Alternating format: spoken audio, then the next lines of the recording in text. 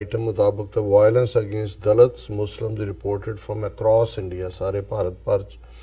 और उहदे च जिहड़े गौ रक्षक दे नां थल्ले विजिलेंटे ने और उन्होंने पूरा दिता है कि मध्य प्रदेश के सियोनी थां ते 22 मई नूं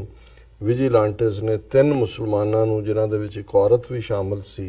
उन्हां नूं बहुत बुरी तरह मारिया और ये इल्ज़ाम लाया कि जी तुसीं बीफ लजा रहे हो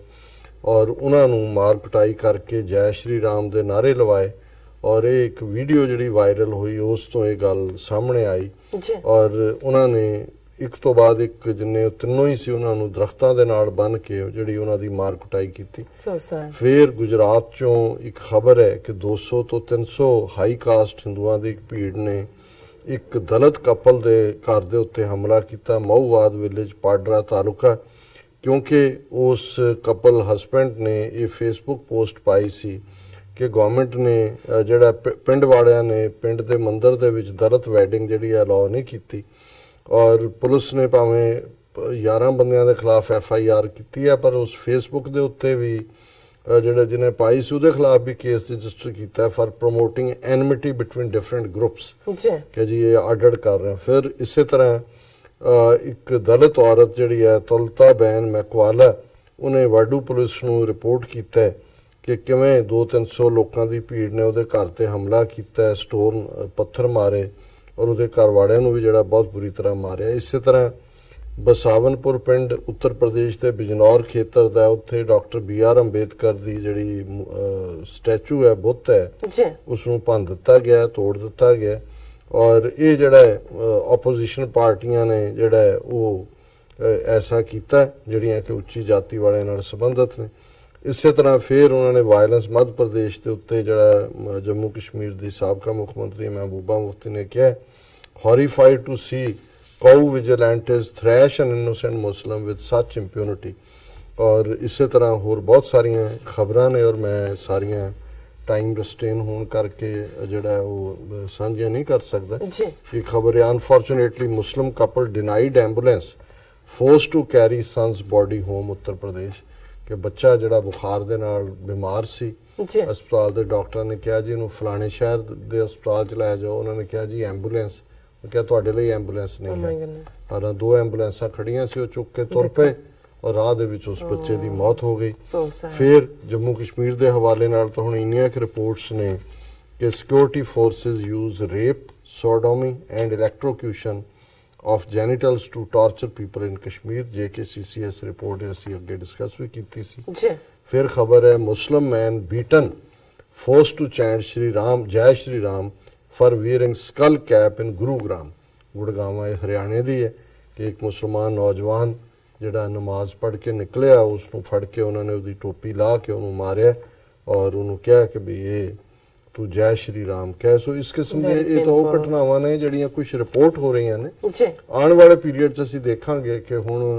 जिहड़ा उन्हां दा कहना सी कि भी 2020 तक असीं हर एक नूं हिंदू बना देंगे मोहन भागवत ने कहा सी बिल्कुल और ये जिहड़ी गल है उस डायरैक्शन च जा रही बिल्कुल। डॉक्टर साहब हुण आपां अपने दर्शकां दे जो मैसेज ने वो डिस्कस करदे हां। सब तो पहलां सांझी फतेह बुलांदे हां वाहिगुरू जी का खालसा वाहिगुरू जी की फतेह एंड अस्सलाम वालेकुम। इमरान अली जी सा लिखते हैं सत श्री अकाल जी बाल सिंह जी सानू फतेह बुलाते हैं बाला सिंह जी कहते हैं पहले सैगमेंट ते ट्रू बनारस खान जी सानू हमेशा तरह कहते हैं जी आनू प्रीतम रहमान सानू कहते हैं कि रिस्पैक्ट डॉक्टर साहब ते नीलम कौर जी वाहिगुरू जी का खालसा वाहिगुरू जी की फतेह। संदीप सिंह विरक सानू सत श्री अकाल बुलाते हैं। दलजीत सिंह जी सानू फतेह बुलाते हैं और कहते हैं कि जो मूर्ति स्थापित की सी वो हटा दी गई है अजीत अखबार में उन्होंने क्या आया है ठीक हो सकता है ठीक खबर होए क्योंकि ये लिखत भी भैन जी अमनजोत और कल दी है सो ये हो सकता अज दी अखबार जी। बनारस खान सानू लिखते राज करेगा खालसा और बशीर सा लिखते हैं यस एंड तारक हनी सा लिखते हैं राज करेगा खालसा। बशीर जी से फिर सा लिखते हैं कि कहते हैं great Khalistan true and Mohammad Jasin सा लिखते हैं nice work doctor sahab. Garry Sandhu Fateh और अली छट्टा PTI जिहड़े खालिस्तान जिंदाबाद कश्मीर जिंदाबाद। Ahmad Hamza Pakistan and India should realize this reality. फिर अहमद हमजा लिखते हैं Sikhs have a strong connection of their history culture and religion with Pakistan India should realize this reality and shouldn't take it as a threat.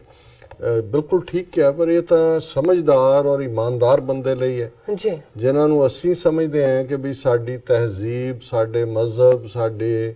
ਦੋਨੋਂ ਹੀ ਪਾਸਿਆਂ ਦੇ ਜਿਹੜੇ ਸਾਡੇ ਲੋਕ ਨੇ ਉਹਨਾਂ ਦਾ ਬਹੁਤ ਕੁਝ ਸਾਂਝਾ ਹੈ। ਬਿਲਕੁਲ। ਤੇ ਇਹੀ ਤਾਂ ਤਕਲੀਫ ਦੁਸ਼ਮਣ ਨੂੰ ਹੈ ਜਿਹਨੇ ਸਾਨੂੰ ਲੜਾ ਕੇ ਰੱਖਿਆ ਹੈ,